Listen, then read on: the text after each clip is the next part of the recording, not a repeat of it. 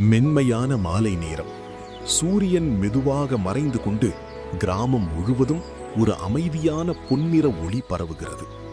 அந்த அமைதியில் ஒரு சிறுவன் தனது பள்ளி நாளை முடித்து வீட்டிற்கு திரும்பிக் கொண்டிருக்கிறான். அவன் பெயர் அருண். அவன் மனதில் இன்னும் பள்ளியின் சிரிப்புகளும் நண்பர்களுடன் கழித்த இனிய தருணங்களும் நிறைந்திருக்கின்றன. அருண் மெதுவாக அந்த சின்ன சாலையில் நடந்து செல்கிறான். அவனை சுற்றி மரங்கள், பறவைகள், மெல்ல வீசும் காற்று எல்லாமே அமைதியான சூழலை உருவாக்குகின்றன.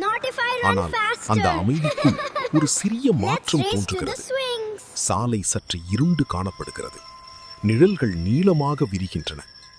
அந்த நேரத்தில் அருண் ஒரு அறியாத நபரை கவனிக்கிறான்.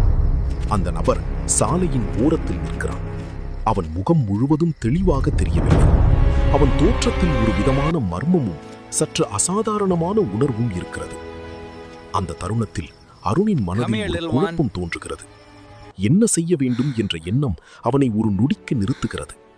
ஆனால் அடுத்த நொடியில் அவன் மனதில் ஒரு முக்கியமான நினைவு ஒளிர்கிறது. அவன் பெற்றோரும் ஆசிரியரும் அவனுக்கு சொல்லித் தந்த ஒரு முக்கியமான பாடம்.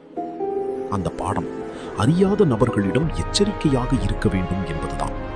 எந்த சூழ்நிலையிலும் நம்மை பாதுகாப்பாக வைத்துக் கொள்ள வேண்டும் என்பதுதான்.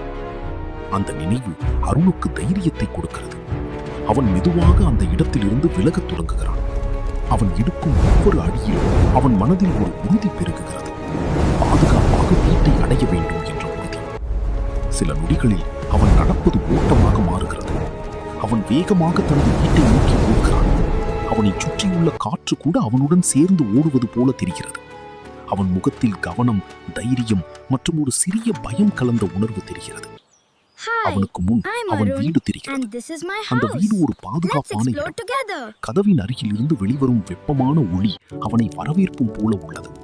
அந்த ஒளி நீ பாதுகாப்பாக இருக்கிறாய் என்று சொல்லும் போல இருக்கிறது. அருண் வீட்டை அடைகிறான். அவன் மனதில் இருந்த பதட்டம் மெதுவாக மறைகிறது. அவன் இப்போது பாதுகாப்பான இடத்தில் இருக்கிறான். அந்த உணர்வு அவனுக்கு ஒரு நிம்மதியை தருகிறது.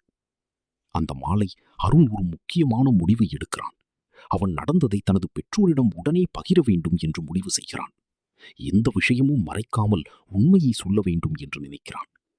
அடுத்த நாள் பள்ளியில் அவன் இன்னொரு நல்ல முடிவை எடுக்கிறான். நடந்ததை ஆசிரியரிடம் பகிர்கிறான்.